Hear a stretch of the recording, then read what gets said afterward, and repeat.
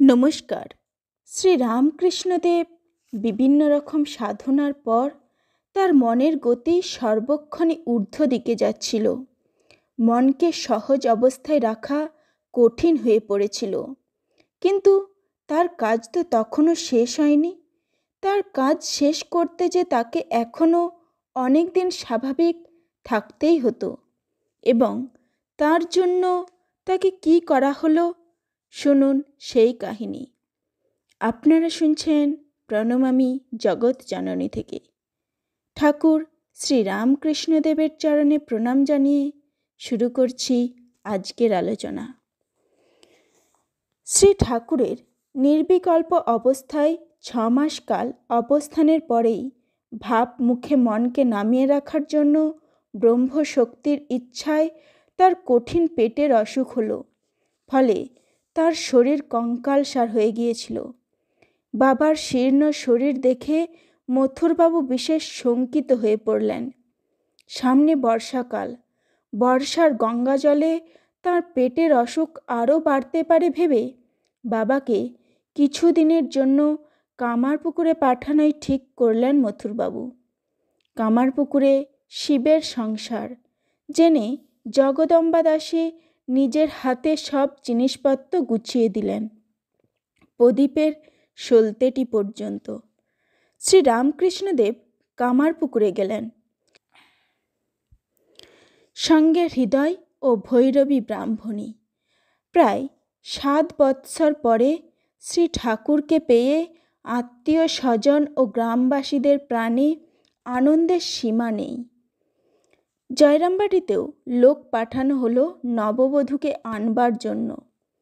শ্রী সারদা দেবী এ কবৎসর স্বামীকে দেখেননি।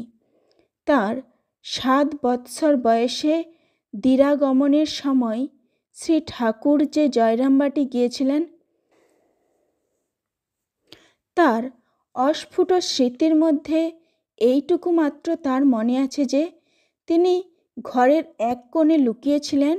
তাকে খুঁজে বের করে ভাগ্নে হৃদয়রাম অনেক পদ্মফুল দিয়ে তার পাদ পূজা করেছিলেন, আর তিনি স্বেচ্ছায় শ্রী ঠাকুরের পা ধুইয়ে মাথার চুল দিয়ে তার পা মুছে দিয়েছিলেন। তাকে পাখা দিয়ে বাতাসও করেছিলেন। তা দেখে প্রতিবেশিনীরা সকলে হেসে উঠেছিল। বালিকা শ্রী সারদা দেবী পাশে দাঁড়িয়ে তার ছোট হাত দুটি নেড়ে নেড়ে শ্রী রামকৃষ্ণদেবকে বিজন করছেন। এ চিত্রটি ভাবুকের প্রাণে গভীর অনুপ্রেরণার দোলা এনে দেয়। জয়রামবাটিতে বসে এ কবৎসর শ্রী সারদা তার স্বামীর সম্বন্ধে অনেক কিছু শুনেছেন, কিন্তু কামারপুকুরে এসে নিমেষে তার মনের সব মেঘ কেটে গেল। মিটে গেল চক্ষু কর্ণের দ্বন্দ্ব। তেমনটিই আছেন তিনি, স্নেহ ও মমতাময়। অল্পদিনের মধ্যেই শ্রী সারদা তার সেবার ভার সব তুলে নিলেন নিজের হাতে। শ্রী ঠাকুরও স্নেহ আন্তরিকতায় আরও কাছে আকর্ষণ করিতে লাগিলেন পত্নীকে, আর সযত্নে শেখাতে লাগলেন খুঁটিনাটি সব কাজ। প্রদীপের পোলতেটি কি করে রাখতে হয় তাও বাদ দেননি। তার সপ্রেম ব্যবহার ও ভালোবাসায় শ্রী সারদা অভিভূতা হলেন। সময়ের ব্যবধান তাদের মধ্যে দূরত্বের সৃষ্টি করতে পারেনি। তারা যেন চিরমিলিত এক প্রাণ, একই জিনিসের এপিঠ আর ওপিঠ। শ্রী ঠাকুর নানা ঈশ্বরীয় প্রসঙ্গ করতেন।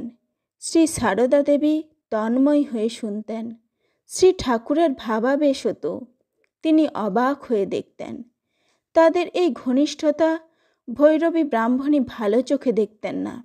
তার ভয় হলো যে এতে শিষ্যের আদর্শ চ্যুতি হবে। তিনি শ্রী ঠাকুরকে পত্নী থেকে দূরে রাখবার নানাভাবে চেষ্টা করতে লাগলেন, কিন্তু শ্রী ঠাকুর নিজের কর্তব্য সাধনে অটল। তাতে ব্রাহ্মণী মনে মনে আহত হলেন। শ্রী ঠাকুর যখন অদ্বৈত সাধনায় প্রবৃত্ত হন, তখনও ব্রাহ্মণী তাকে ওই সাধনা করতে নিষেধ করেছিলেন। দেবাদিষ্ট শ্রী ঠাকুর ব্রাহ্মণীর সে আদেশ রক্ষা করতে পারেননি। শ্রী ঠাকুর নিজ পত্নীকে ব্রাহ্মণীর সেবাদি আরও বেশি করে করতে বললেন। নিজেও তাকে খুশি করবার চেষ্টা করলেন নানাভাবে। একদিন অতি সামান্য ঘটনা থেকে হৃদয়ের সঙ্গে তার তুমুল বিবাদ। সকলেই বিশেষ মর্মাহত হলো। ক্রোধের উপশমে ব্রাহ্মণী নিজের অন্তরে খুঁজে দেখতে লাগলেন। বুঝলেন নিজের মতিভ্রম। মনে মনে সাতিশয় অনুতপ্তা হয়ে শ্রী ঠাকুরের কাছে ক্ষমা প্রার্থনা করে চলে গেলেন কাশীধামে।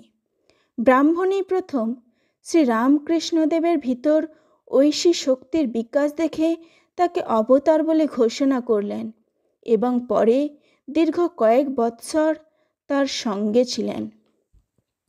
কামারপুকুরের স্বাস্থ্যকর জল হাওয়ায় ও নির্মল পল্লী আবেষ্টনীতে কয়েক মাস বাস করার পরেই শ্রী ঠাকুর অনেকটা সুস্থ হয়ে উঠলেন। পল্লীবাসীরা ভিড় করে বসে তার মুখে ঈশ্বরীয় কথা শুনত। তার ঐশী ভাবাবেশ দেখে ভয়ও হতো তাদের। বাল্যবয়স্কদের সঙ্গেও ঠাকুর কখনো কখনো রঙ্গরসিকতা করতেন। এমন সব কথা বলতেন যে হাসতে হাসতে মেয়ে পুরুষদের পেটে খিল ধরে যায়। তখন দেখে মনে হতো অতি সহজ মানুষ। হৃদয়ের বিশেষ স্বাদ হলো মামাকে কয়েকদিনের জন্য তাদের গ্রাম শিহরে নিয়ে যান। শ্রী ঠাকুর পালকি করে হৃদয়ের সঙ্গে শিহরে গেলেন। ওখানে বহু দূরব্যাপী বিস্তীর্ণ মাঠে বেড়াতে বেড়াতে তার মনে বিরাট চৈতন্যের স্ফূর্তি হতো। বর্ষার জলসিক্ত মাঠ দেখে তিনি অবাক হয়ে যেতেন। তিনি বলেছিলেন, বর্ষায় যেমন পৃথিবী জোরে থাকে, তেমনি জীব জগৎ সব কিছু ওই চৈতন্যতে জোরে রয়েছে। শ্রী রামকৃষ্ণদেবের মনের স্বাভাবিক গতি ঊর্ধ্ব দিকেই।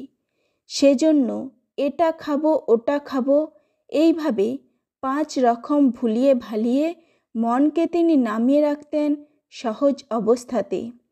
তাই কামারপুকুরে এসে ভোরে ভোরেই ফরমাশ করতেন, আজ এই সব রেঁধো। একদিন ঘরে 5 ফোড়ন ছিল না। লক্ষ্মীর মা বললেন, নেই তো কি হবে, 5 ফোড়ন ছাড়াই চলবে। শ্রী ঠাকুর শুনতে পেয়ে বললেন, সে কি গো, নেই তো আনিয়ে নাও না 1 পয়সার 5 ফোড়ন। যাতে যা লাগে তা বাদ দিলে চলবে কেন? তোমাদের এই ফোড়নের গন্ধের বেন্নন খেতে দক্ষিণেশ্বর থেকে এলাম, তাই তোমরা বাদ দিতে চাও? লক্ষ্মীর মা তো লজ্জায় মরে যান।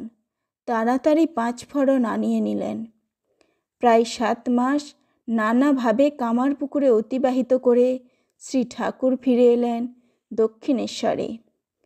সম্ভবত সন 1274 সালের অগ্রহায়ণ মাসে। আবারও ঠাকুরের শ্রীচরণে প্রণাম জানিয়ে এখানেই শেষ করছি। তবে আমার একটি ছোট্ট আবদার আপনাদের কাছে, এ ধরনের ভিডিও আরও পেতে প্রণমামী জগৎজননী সাবস্ক্রাইব করে পাশে থাকা বেল নোটিফিকেশান অন করে রাখুন। ভালো লাগলে লাইক ও কমেন্ট করুন, শেয়ার করুন। ঠাকুর মা স্বামীজি অনুরাগী আপনার বন্ধুবান্ধব ও প্রিয়জনদের ধন্যবাদ।